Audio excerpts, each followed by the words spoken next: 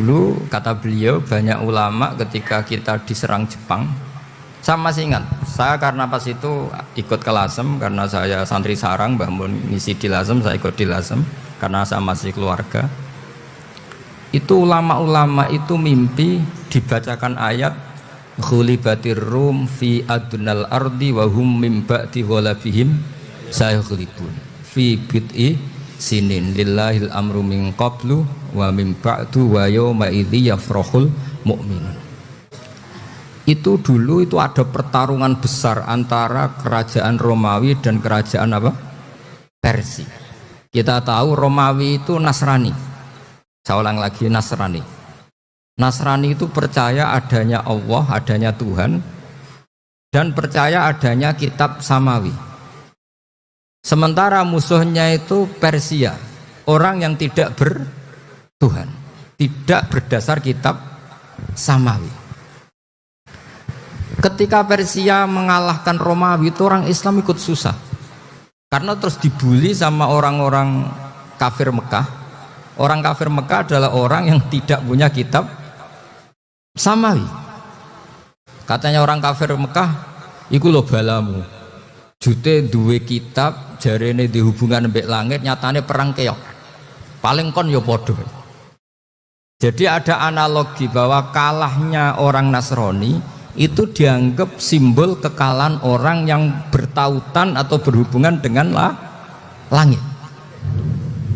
Akhirnya orang Islam susah. Saking susahnya orang Islam sampai Abu Bakar itu tanya, ya Rasulullah, lalu orang Romawi menang itu kapan? Terus ada surat turun fi bid'i sinin.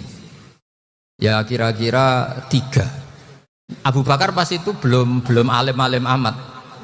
Jadi ngartikan 3 itu ya 3 betul. Sehingga beliau masyhur itu. Cara Jawa totoan itu kimar. Pokoknya nanti Romawi pasti menang 3 tahun lagi. Akhirnya ketika datang itu taruhannya dengan 10 onta. Datang ke Rasulullah, Nabi menjelaskan, loh ndak, bid'u itu mabena salas ilatis itu 3-9. Kamu jangan bilang 3. Ya sudah, taruhannya ditambah. Taruhannya ditambah sampai 100 onta. Tapi pembuktiannya enggak 3 tahun tapi nunggu 9 tahun.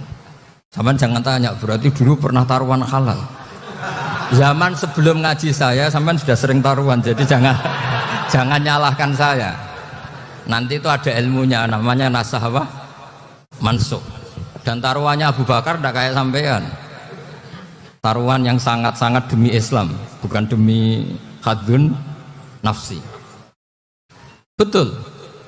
Ketika tahun ke-7 orang Islam itu menang. Gila ya, tahun 9 itu umat Islam menang. Menangnya umat Islam mengalahkan musyrik Mekah itu di Badar. Romawi mengalahkan apa? Persia. Gara-gara Romawi mengalahkan Persia itu cara berpikir orang itu rubah. Ternyata langit itu ada, kekuatan langit itu ada. Sehingga meskipun akhirnya orang Kristen bilang ada Trinitas, terus mereka keliru dalam mengartikan Isa, tapi ada sekian nabi yang mereka sebut dan mereka hormati. Ada sekian kesamaan. Sehingga dalam Islam, saya ulang lagi, dalam Islam, andai kan disuruh milih orang komunis sama orang Nasrani, Islam tentu sama-sama kerjasama, milih sama yang Nasrani, karena ini ahli kitab. Kerjasama loh, bukan milih menjadi Nasrani. Nanti kalian salah paham, senangannya terus bully. Itu semangatnya pasti hasad. Nah, terus lalu relevansinya dengan Indonesia gimana? Wa yauma idzi yafrahul mu'minun. Ketika orang Romawi yang punya kitab samawi mengalahkan Persia yang tidak punya kitab samawi, itu orang Islam ikut bunga, ikut gembira. Itu semua kiai banyak yang mimpi seperti itu. Ini cerita Mbah Ahmad Siddiq. Saya dengarin. Ternyata betul. Jepang itu nggak dikalahkan Indonesia. Jepang, Hiroshima dan Nagasaki dibom oleh apa? Sekutu. Akhirnya Jepang pulang. Pas Jepang pulang, Indonesia merdeka. Itu dulu kiai-kiai sudah nakwil bahwa menangnya Indonesia itu tidak harus mengalahkan penjajah. Pokoknya nanti penjajah ada yang mengalahkan. Jadi Indonesia, orang Islam zaman itu tidak bisa mengalahkan Persia, yang mengalahkan itu Romawi. Tapi orang Islam ikut gembira. Itu sebenarnya wa yauma idzi yafrahul mu'minun binasrillah. Jadi orang itu cara berpikir Quran itu beda. Sehingga saya ini cerita ke cucu-cucu Mbah Siddiq karena ya nasabnya sama sampai saya, karena sama-sama sampai Mbah Sambu. Bedanya keluarga saya lewat Mbah Abdul Azim, kalau yang keluarga sini lewat namanya Mbah Yusuf. Itu saudara sama Mbah Abdul Azim, sama-sama sampai Mbah Sambu. Tapi keinginan saya tentu bukan sekedar silaturahim gagah-gagahan diceluk Gus. Celuk Gus repot. Nak ora alim ora pantes. Nak beling ora pantes. Salam template 1.000 jaluk swarga. Aduh. Tuhan. Kok mentalane 1.000 jaluk. Kamu nginep di hotel 100.000 itu tidak cukup, apalagi untuk bayar apa? Surga. Itu enggak sopan sekali. 1 juta ya enggak bisa itu. 100 juta juga enggak jelas juga. Terus sampean mendingan enggak usah salam template. Malah enggak mungkin masuk surga kalau.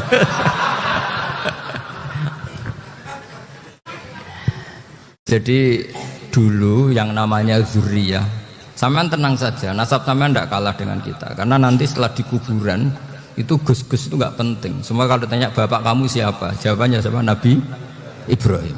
Sudah Parmin Parlan hilang semua, sudah aman pokoknya nanti. Karena kalau nanti ditanya malaikat bapak kamu siapa, jawabnya Nabi siapa?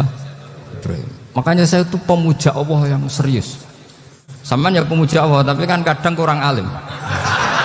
Saya ini pemuja Allah serius. Saya itu kalau ngaji, ya ngaji biasa belajar, itu sering nangis seneng. Misalnya saya baca tadi, Miftahul Jannah la ilaha illallah, luang kunci kok dikasihkan. Kita ini masuk neraka gak pantas, enggak bawa kuncinya kok masuk. Harusnya kita ini masuk surga, kita kan pegang kunci surga, gak pegang kunci neraka. Maka aneh kalau kamu masuk neraka itu aneh. Coba kita pegang kunci surga apa kunci neraka? Tapi kadang teman saya suun rokok rano kunci ini, karena tidak ada pintunya. Terus saya bilang, kamu kok tahu? Memangnya mau ke sana kata saya. Saya tidak punya rencana tahu neraka. Karena nanti di antara syafaatnya Quran itu orang kalau mau masuk neraka tidak jadi. Ya nggak apa-apa ya, diatur sendiri. Jadi di antara syafaatnya Quran itu orang nggak jadi masuk neraka. Jadi syafaat itu ada 2, dari neraka diangkat ke surga, dan itu bisa lama itu. Tapi kalau syafaatnya Quran itu yang belum masuk neraka supaya nggak jadi masuk neraka. Karena neraka juga punya aturan, dia juga kena aturan fikih. Jadi lo betul ini, tak ada hujan. Jadi kena konstitusi apa? Fikih. Sama tak ceritani syafaatnya Quran itu ada orang itu beling itu fasik. Itu dia hafal surat Tabarok. Hafal betul. Tabarakalladzi biyadihil mulku wa huwa ala kulli syai'in qadir alladzi khalaqal mauta wal hayata. Pertanyaannya gini, boleh enggak orang menginjek surat Baqarah? Boleh enggak? Enggak. Padahal orang hafal Quran itu artinya ayat itu ada di hatinya. Fa inna wa ta'ala la yu'adzibu qalban wa al-Qur'ana. Allah tidak akan menyiksa hati yang menyimpan Quran, yang jadi flash disknya Quran, yang jadi rekaman Quran. Singkat cerita orang ini hafal. Pas ketemu Mungkar Nakir prosedur kan, ini orang fasik mau diantemin sama Mungkar Nakir. Prosedur ya, dia kan prosedur standar. Si surat Tabarok akhirnya menjelma jadi seseorang yang gagah berani. Kamu nggak boleh nyiksa orang ini. Saya ini kalamu. Kalau kamu nyiksa dia berarti nyiksa saya. Kamu berani sama kalamu. Wah ya tidak berani jadi karena. Tapi orang itu nakal, harus saya gebukin. Tapi kata Quran tadi, tapi saya di situ pasti kena saya. Oh debat. Nggak ada lajnahnya, ini nggak ikut. Kalau Gus Wirjon ikut jadi lajnah. Kalau jadi lajnah pasti kroninan. Kalau santrinya dimenangkan nanti. Akhirnya debat. Ya sudah kita ketemu Allah. Akhirnya Mungkar Nakir sama Quran tadi surat Tabarok datang sowan sama Allah. Terus kata Allah, memangnya kenapa Mungkar Nakir? Saya harus nyiksa dia karena dia fasik ya Allah. Memangnya kenapa surat Tabarok? Saya ada di situ. Menurut aturan orang tuh nggak boleh injak-injak Quran. Kalau dia nutuk saya, nutuk Quran. Itu harus dikasih tahu fikihnya Mungkar Nakir. Akhirnya Allah ngendikan gini ke surat Tabarok, ya sudah terserah kamu. Kalau terserah kula Gusti, Mungkar Nakir gak boleh nyentuh orang ini. Ya sudah selamat. Sehingga terus itu sama baca di termasuk mujizatnya surat Tabarok di tafsir Ibnu Katsir banyak. Karena tadi logikanya malaikat itu juga kena aturan fikih. Sehingga banyak ulama termasuk Said Muhammad ngendikan pertanyaan Mungkar Nakir itu tidak semua orang kena. Kalau semua orang kena, nanti kalau tanya Nabi Muhammad, waman Nabi Yuka, kacau kan jamnya. Nabi kamu siapa? Lu saya ini Nabi. Ya kan? Lah nanti kalau pas ketemu Nabi Ibrahim, waman Abuka, jadi repot kan? Makanya ada kiai yang guyon kalau ditanya, Marob buka, saya ini guru tauhid sembrono. Saya ini ngajar Ummul Barohin, kamu tanya Marob buka. Masyhur itu keramatnya Imam Malik itu. Ada Ashabu Malik, Rajulun min Ashabi Malik. Beliau ditanya Mungkar Nakir Marob buka mana buka. Imam Malik datang, ini seumur-umurnya itu ngajar tauhid. Kamu bedai itu gak sopan kamu. Dan kita berharap barokah sampean ngaji nanti itu. Yes. Malaikat itu anak sungkane itu. Jadi itu ada. Dan saya meskipun guyon itu serius. Bedanya orang alim sama ndak itu di situ. Kalau orang alim itu guyon itu masih benar, masih serius. Coba saya bacakan ayatnya. Ala inna auliya Allahi la khaufun alaihim wa lahum yahzanun. Terus lahumul busyra fil hayatid dunya fil akhirah. Artinya kalau Mungkar Nakir dengan penampilan garang gitu, berarti ada ketakutan apa enggak? Ada. Padahal ciri utama walinya Allah tidak ada ketakutan. Makanya itu termasuk dalilnya Sayyid Muhammad. Tidak semua orang alami seperti itu karena wali-wali itu la khaufun alaihim wa lahum yahzanun. Wah anak kiai Mungkar Nakir cok wedi wedeg. Iku dreseke ora kok pertanyaan tok. Nak konan santri piye? Lho isen wis kiai dihanjuti Mungkar Nakir. Malu gak kira-kira? Mesti pelengakan iki konan santri piye? Nak jawabannya gampang karena pernah ngajar tauhid. Makanya Sayyidina Ali ini cerita ini ada di kitab Nuri Dholam. Sama lihat di kitab Nuri Dholam karangannya Syekh Nawawi Banten. Itu Sayyidina Ali itu ya andai kan orang biasa mungkin ya agak-agak hasut, tapi ini wali gak boleh kamu katakan. Dia itu mangkal sama Umar. Orang kok setiap orang pernah dibentak. Apa dia berani bentak Mungkar Nakir? Penasaran dia. Bagaimana kerengnya Umar itu berlanjut enggak gitu kira-kira. Akhirnya minta ya Allah saya minta kasyaf. Ya karena yang minta Sayyidina Ali karena mau wajah dituruti sama kasyaf. Dilihat. Sayyidina Umar pas meninggal itu. Jadi hasud itu ya kadang penting asal baik. Loh betul bahasa Kanjeng Nabi kadang la hasada illa fisnaten. Itu Nabi membahasakan ya hasad. Gus Verson saja yang nafsirkan ghobtoh itu kan gaya-gayanan sebagai ulama. Aslinya Nabi ngendikannya itu la hasada illa fisnaten. Ulama yang ganti itu namanya ghobtoh. Wong Nabi sendiri nyebut hasad kok kamu tafsiri ghobtoh. Ya hasad ya hasad. Udah ndak usah ditakwil-takwil pokoknya gitu. Kalau sama nggak percaya nggak apa-apa. Kok gitu aja kok repot. Karena sama nggak percaya kemungkinannya dua. Satu nggak ngerti. Dua sama-sama alim kan dari awal kalau sama-sama alim kan laisali alimin ayuqallida aliman akhor. Kita nggak perlu saling mengikuti. Ngapain hasud? Biasa aja. Akhirnya Sayyidina Ali kasih. Pas Umar bangun, setelah mati kan bangun, setelah meninggal bangun. Mungkar Nakir datang dengan perangai yang sangat garang. Itu digambarkan Sayyidina Ali matanya itu kalkidril ghali. Kayak apa? Kendil yang apa? Menganga. Wah seru. Sayyidina Ali senang, paling takut ini Umar. Senangnya bukan main, wah ini mesti takut Umar. Biasa. Ternyata enggak, Umar malah bangkit. Woi, Mungkar Nakir. Kamu tahu menghadapi siapa? Betul. Kamu itu menghadapi temannya ahabbal khalqi ilallah. Yang diandalkan temannya bukan dia. Kamu tahu yang kamu hadapi, saya ini teman kekasihnya Allah. Jadi boleh kamu mengandalkan Mbak Virjon. Tapi nanti resikonya Mungkar Nakir tanya, itu Virjon siapa?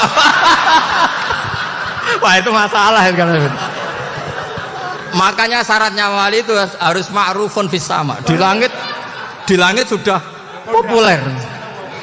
Makanya dulu ada orang yang saking seninya Abdul Qadir ditanya apa saja jamnya Abdul Qadir Al-Jilani itu aman karena beliau populer. Makanya program kita harus populer dulu di langit. Nah, itu nanti kalau dicatut oleh santri-santri nggak apa-apa. Kalau nggak populer nanti dicatat, itu siapa? Masalah ini. Umar itu yang dibanggakan itu, kamu tahu saya siapa? Ya enggak tahu, saya ini temannya kekasihnya Allah. Temannya Muhammad, iya Muhammad Rasulullah. Wah mikir, waduh, repot. Loh di dunia aja gitu kan, temannya presiden, temannya panglima, apalagi ini temannya Sayyidul Awalin wal Akhirin. Di dunia aja bilang temannya presiden, menteri, orang sudah takut, apalagi ini temannya Sayyidul Awalin. Yang Mungkar Nakir terus konfirmasi sama Allah, gimana ya Allah ini ngadepi. Sebetulnya diandalkan itu temannya, bukan dia. Wah, akhirnya sama Allah dibilang, ya bu, ya sama seorang seperti itu bu yang sopan. Terus semenjak itu Mungkar Nakir itu nggak selalu berpenampilan seperti itu, sangat. Jadi semoga itu konsisten sampai nanti.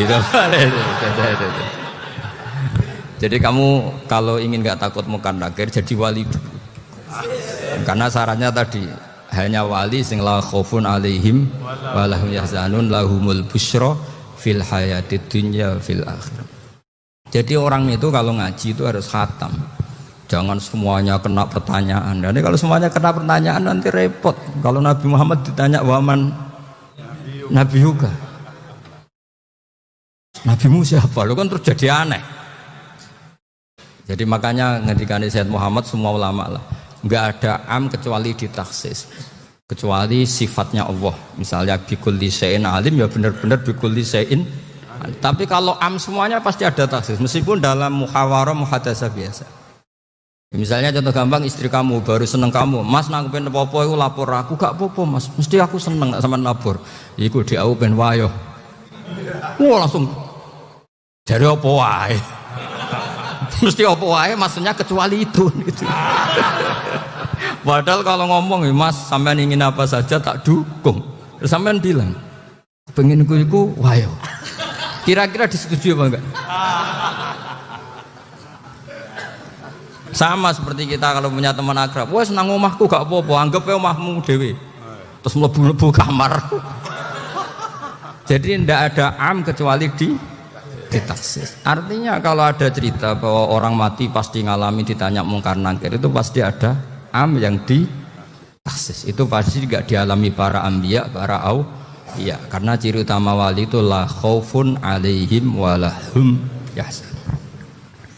Kemudian saya yang mau cerita ya, supaya sampean bisa menghadapi dunia global ini, tak bawa tafsir Munir termasuk tadi.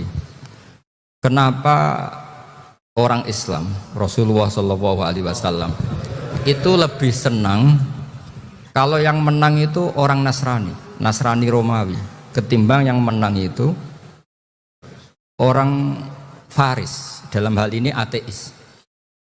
Karena orang ateis itu lebih ngeri. Sebetulnya beberapa penemuan sains, terutama di ilmu medis, itu orang Amerika, kayak cloning. Tapi orang Amerika itu masih dilarang oleh gereja untuk mengaplikasi. Karena nanti bayi cloning itu dipakai suku cadang. Di Amerika masih ditentang oleh fatwa-fatwa agama baik Islam maupun Kristen. Tapi di Cina itu dipraktekkan karena nggak ada halangan agama. Di Cina itu biasa ada kondom diolah lagi jadi alat-alat aksesoris.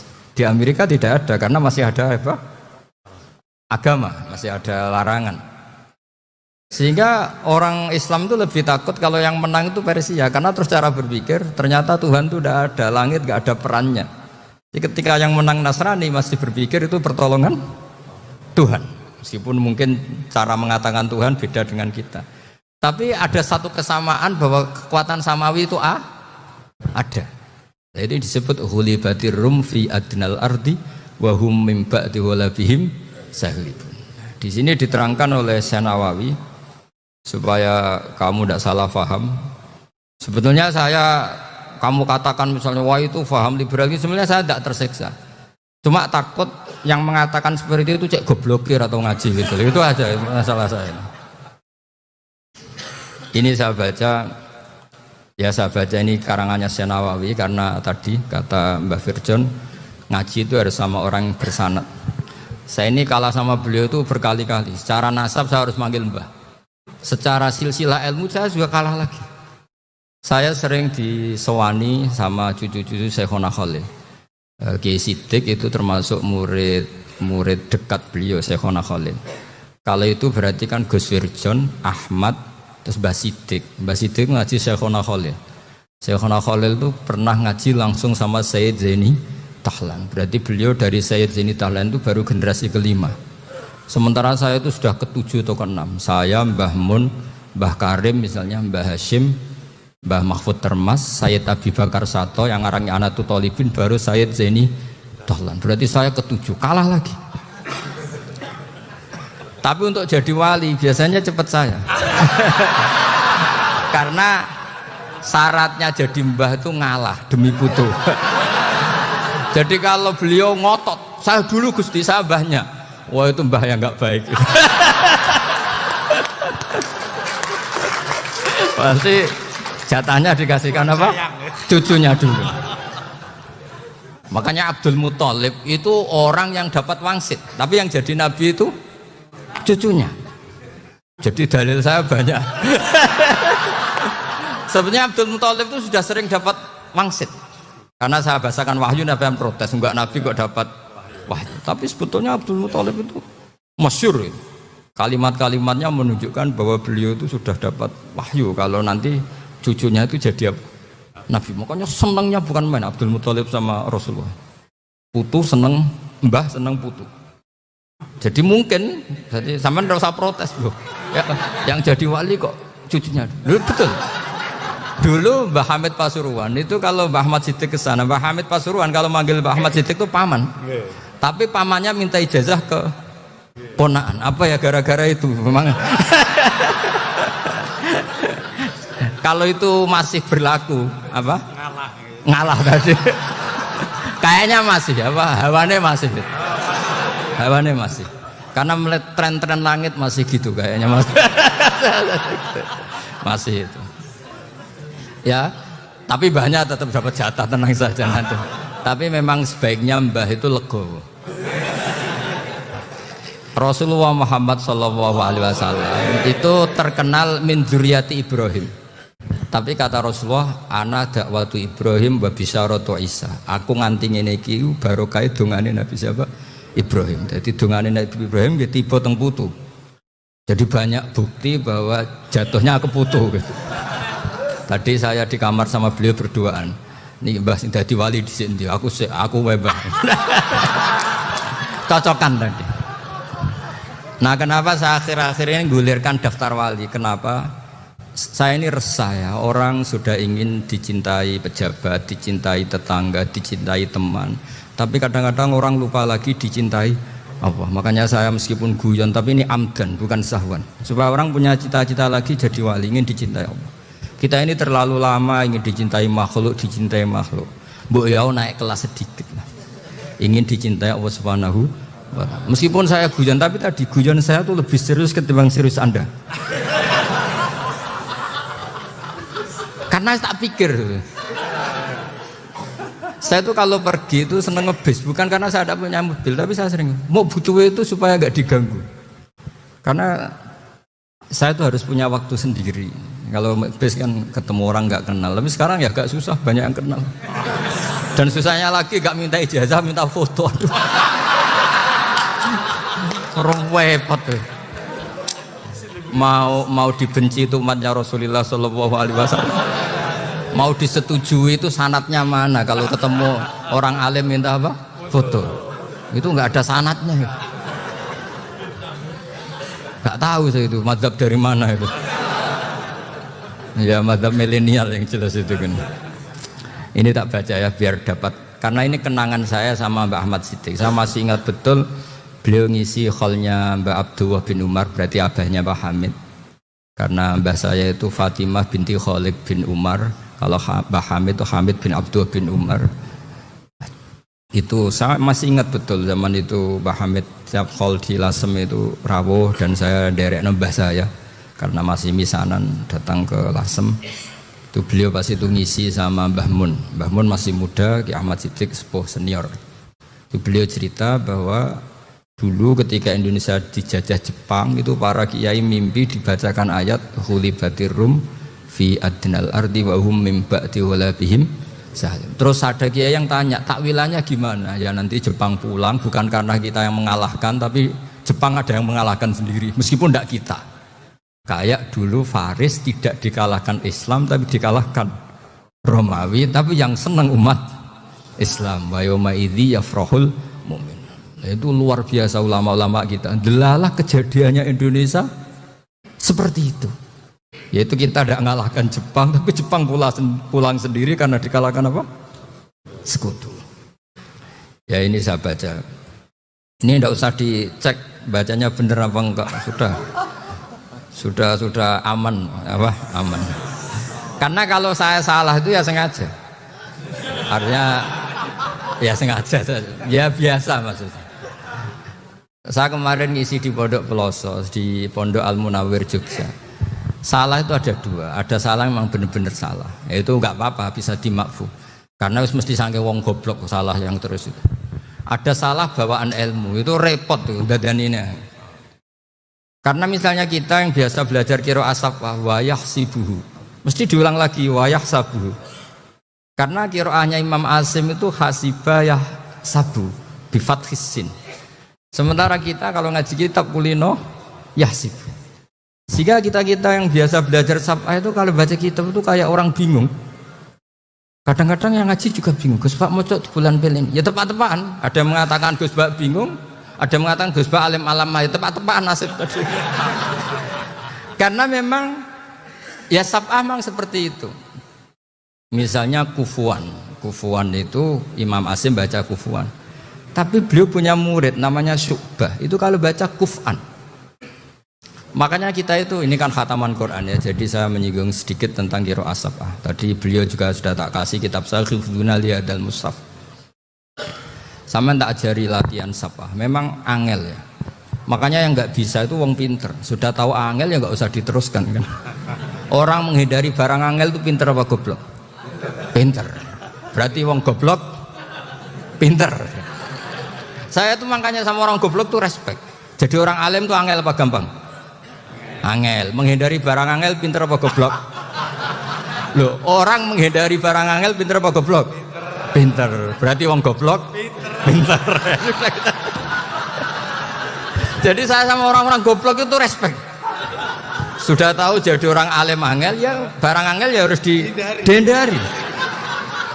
Makanya saya ini insya Allah umatnya Nabi yang termasuk yang terbaik. Amin.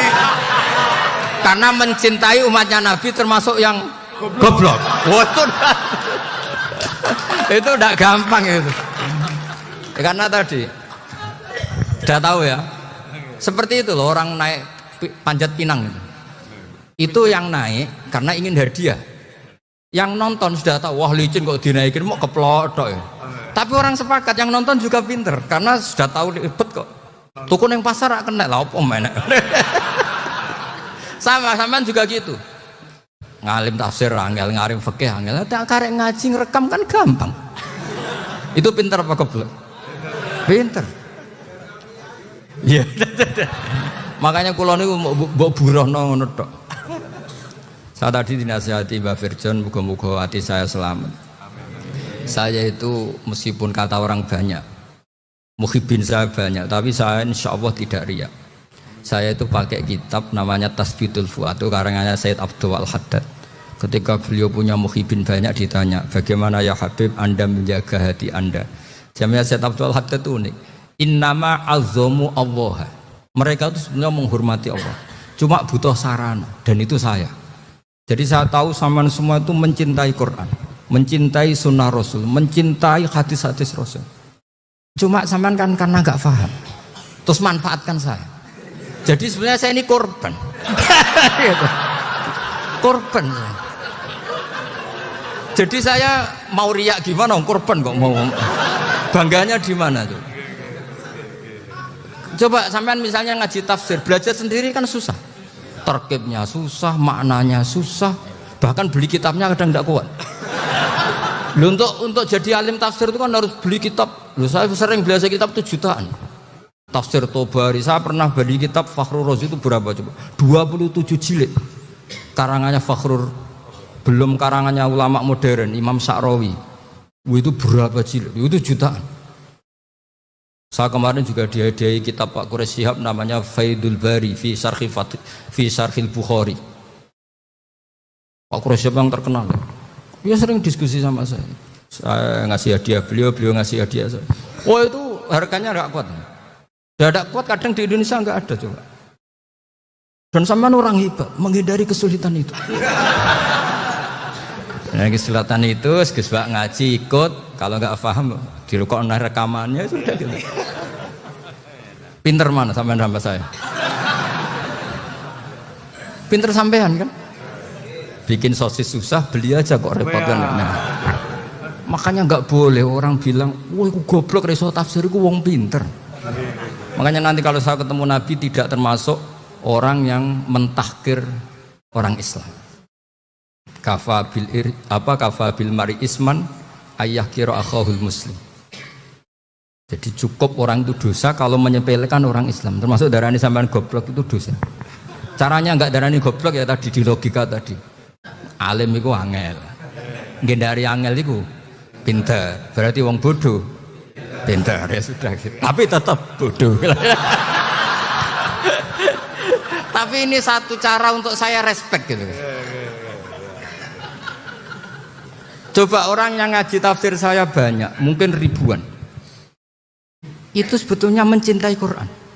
Karena Quran adalah kitab suci yang panduannya umat Islam. Sangat mencintai Quran. Terus kemudian mereka nggak paham, terus mencari orang yang memahamkan, burohno lah cara Jawane. Terus keren saya itu di mana coba? Lah terus mereka kurang ajarnya gini, kalau paham itu ya alhamdulillah paham. Weh nak ngaji Gus Bae ngono tok. Tapi nek ora paham, ora nyalano akal ya. Mari Gus Bae nerangno cepet, mulane gak paham. Ora kok nyalano uteke sing leler tuh. Oh kan Masya Allah, naudzubillah tenan. Sebetulnya tingkat kurang ajarnya tinggi Gus sebenarnya. Jadi kalau nggak paham itu kadang nggak nyalahno uteke. Kayak mau misalnya, mau mari mikir aja jelas. Padahal misalnya jelas orang mesti paham, bodoh. Paham? Jadi kata Sayyid Abdul Haddad, innama azzamu Allah. Sebenarnya mereka itu sangat menghormati Allah. Makanya kita nggak perlu mengatakan wasilah itu kafir, nggak akan. Karena orang tawasul sama Rasulullah itu ingin dapat ridhonya Allah lewat orang yang dicintai Allah. Kita mencintai wali sebenarnya, wah itu kekasih Allah. Kita mencintai itu karena mencintai Allah. Sama seperti gini, kamu mencintai kangkung apa enggak? Sebenarnya sama sekali enggak. Tapi kamu ingin sehat, ada asupan gizi. Kamu ingin tubuh kamu sehat, butuh asupan gizi. Kemudian kamu makan kangkung. Apa terus kamu cinta kangkung? Kan enggak. Cinta kesehatan kamu sama. Orang yang mencintai saya sebenarnya ingin kepuasan rohani. Saya kan termasuk kiai yang torekonya gampang. Ini swarga kan akhirnya penggemarnya banyak. Coba kalau kamu neraka. Wah, jadi sebetulnya Anda mencintai kepuasan Anda sendiri. Nah, saya ini korban. Makanya untuk masuk surga cepat saya. Korban itu cepat. Da'watul mazlum la turaddu kan gitu. Laisa bainahu wa bainallah hijab. Jadi saya kalau dongo langsung seret langit. Karena mazlum. Saya sinau tafsir, coba sampean bayangkan ada tafsir itu sudah 27 jilid. Sekarang Fakhrul Razi itu bulatnya bukan main. Karena dia ahli filsafat. Bulatnya Masya Allah. Sudah gitu sinau Jalalain kadang dikomen oleh Sawi. Sudah kita percaya Jalalain dibuli Sawi. Percaya Sawi dikandani, oh iku Maliki Rasafi. Oh ribet. Sudah gitu sinau Qurtubi, sinau tafsir Tabari itu susahnya. Belinya susah, belajarnya susah. Padahal saya punya keluarga, punya istri, punya anak. Bayangkan kalau istri saya rewel, gak istri sampean. Wah itu, tapi alhamdulillah enggak. Sama sekali enggak. Allah sudah milihkan, wah ini bahaya kalau punya istri rewel. Imam Sibawai itu kitabnya banyak, tapi yang terbukukan hanya kitab Sibawai. Karena beliau kalau sudah belajar lupa istri. Hanya pas beliau di pasar, kitabnya dibakar semua sama istrinya. Karena dianggap saingannya. Ternyata yang dicerai tidak kitabnya, malah istrinya. Itu Imam siapa? Sibawai. Tapi alhamdulillah kitab saya nggak terbakar, aman. Saya teruskan. Jadi untuk menjaga ria dilatih innama azzamu Allah. Sebenarnya mereka itu menghormati Allah. Sehingga wasail-wasail itu sebenarnya nggak pernah jadi subjek pelaku utama, enggak. Tetap Allah. Sebab itu kata Sayyid Muhammad, kamu kok mengatakan wasilah itu kafir itu gimana? Ketika innallaha qad ba'atsa lakum taluta malika. Talut itu ya manusia. PD-nya itu apa? Inna ayata mulkihi ayyatiyakumut tabut fihi sakinatum mir rabbikum wa baqiyatum mimma taraka alu Musa wa alu Haruna tahmiluhul malaikah. Jadi beliau PD itu kalau bawa sunduk semacam peti sakti, sing di situ ada baqiyatum mimma taraka alu Musa wa alu Haruna tahmiluhul malaikah. Ya kayak semacam jimat ya. Tapi saya bukan mensyariatkan jimat enggak, karena nanti banyak penjual yang pembohong juga gitu loh. Cuma cerita, kamu tidak usah mengatakan kafir. Dulu Talut PD-nya kalau bawa sunduk semacam peti kesaktian yang di situ ada baqiyatum mimma taraka alu Musa wa alu Haruna tahmiluhul malaika. Sehingga Khalid bin Walid meskipun beliau sahabat dan menyaksikan wajah Rasulullah sallallahu alaihi wasallam, itu bawa sya'aratun min sya'aratihi Rasulullah sallallahu alaihi wasallam, bawa rambutnya Nabi. Perang kemana-mana itu diletakkan di pecinya. Nanti sama tanya lagi, masa pakai peci Khalid bin Walid ini?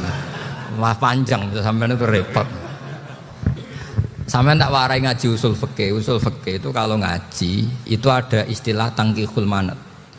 Ini mesti ini wilayah yang kita bisa berdebat sama Mbah Firjon. Dulu itu musuh saya karena saya mewakili Anwar, beliau mewakili Peloso. Tapi tahu-tahu kalah tua terus saya mengundurkan diri. Di fikih itu ada istilah, ada tangkihul manat, ada tahqiqul manat, ada tangkihul manat. Tangkih itu kira-kira gini, lafadz hadis itu dibuang sekian untuk tahu bahwa itu madarul hukmi. Misalnya gini, tak beri contoh paling gampang. Saman harus paham, kalau nggak paham nggak pinter-pinter. Ja'a a'rabiyun ila Rasulillah sallallahu alaihi wasallam. Ya karena ini menghormati Mbah Ahmad Siddiq, saya orang alim, jadi ngaji ini tetap ada suasana alim. Ya harus ada suasana alim, nggak perlu jadi orang alim tadi, susah. Sudah ngedari susah itu pintar, sudah itu aja. Jadi orang alim susah, ngedari barang susah pintar, berarti orang tidak alim pintar.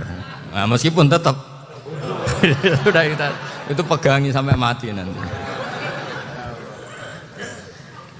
Loh, jadi orang alim tuh repot. Itu kata Imam Ghazali, kalau orang alim kalau masuk surga itu sama Allah nggak boleh, kif, kamu nggak boleh langsung masuk surga. Coba cari umat kamu, syafaati dulu.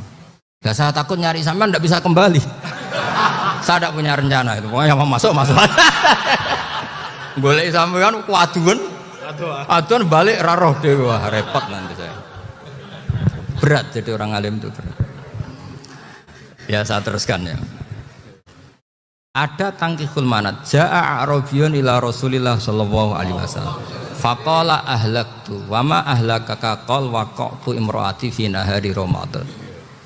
Ya cerita saya ini rusak ya Rasulullah. Kenapa? Karena saya menjima istri saya fi nahari Ramadan. Terus kata Nabi, kamu harus bayar kafarah. Napa Nabi kafarah? puasa 2 bulan. Wong baru 1 hari aja terjadi gitu kok disuruh puasa 2 bulan. Ya tidak kuat ya Rasulullah. Baru berapa hari saya puasa aja kecelakaan seperti itu. Apalagi kalau sampai 2 bulan. Tidak ya Rasulullah. Ya sudah kalau gitu kamu pertama ngasih makan apa? Itku rokobah kan pertama merdekakan budak. Tapi kan sekarang nggak ada budak makanya terus sekarang langsung puasa. Wah ini nggak bisa semua. Ya sudah ngasih makan orang 60. Kasihkan siapa ya Rasul? Ya orang fakir. Saya ini paling fakir. Di kampung saya ini orang paling fakir. Jadi mulai dulu orang fakir itu hubungan suami istri itu paling lancar. Mulai dulu. Makanya orang fakir itu anaknya banyak. Karena hiburannya hanya itu. Wong Ramadan aja. Coba mau ke ATM nggak punya uang, mau antri di bank nggak punya, mau apa coba? Itu mulai dulu. Ini sanatnya mutasil. Wah, akhirnya sudah sanksinya kan tadi ya itqu raqabah atau puasa 2 bulan berturut-turut atau ngasih makan 60 orang miskin.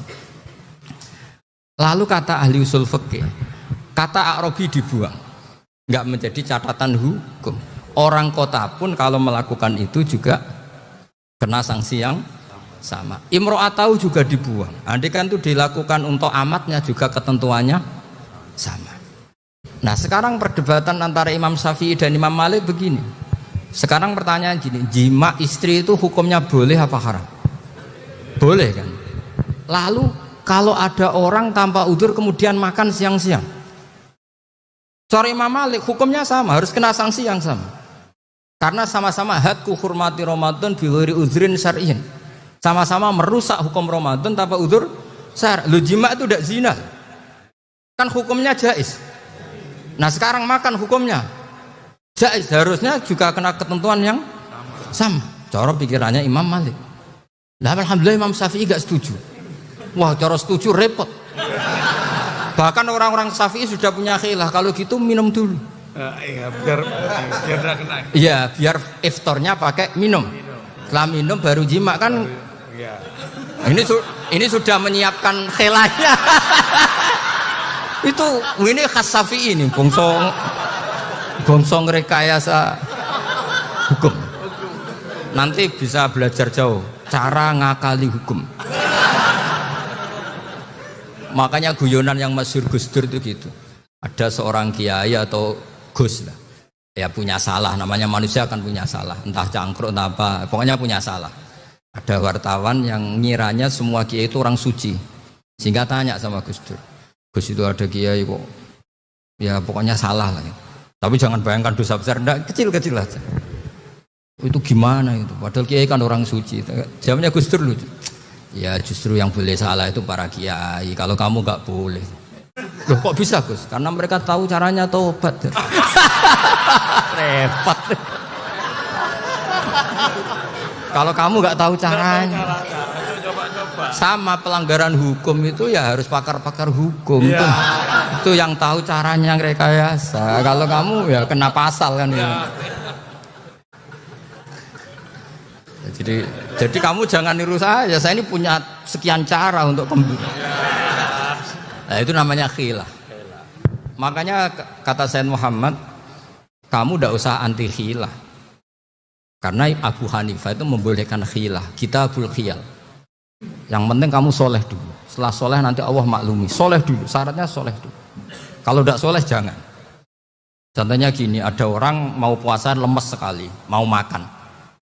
Gampang. Kalau langsung makan kan kayak hadku hormati Ramadan biwiri udrin sarian. Aku langsung mau jembera sowan Mbah Firjon. Sudah status saya apa? Musafir. Ya sudah, berangkat aja sampai Tuban makan. Nanti kalau nggak jadi ya nggak apa-apa sudah. Kan mulai pergi sudah musafir. Saya tidak tahu nanti malaikat tertarik gebuki nggak tahu. Tapi itu ada khilafnya, asal soleh. Karena kata Sayyid Muhammad dan semua kitab mengatakan itu. Kalau sama nggak tahu ya kebablasan. Nabi Ayub, yang nabi yang terkenal Gudikan itu siapa? Ayub ya. Nah, itu yang Israiliyatnya kan seru lah. Gudikan dikukur bek kreweng itu terlalu lah kalau itu. Untuk kreweng konti ning Arab ora ono kreweng itu sudah masalah itu. Singkat cerita Nabi Ayub ketika diasingkan kaumnya itu kan nggak punya sumber makanan. Lah orang lelaki itu mulai dulu egois. Istrinya Nabi Ayub itu cantik sekali, udah cantik, rambutnya bagus.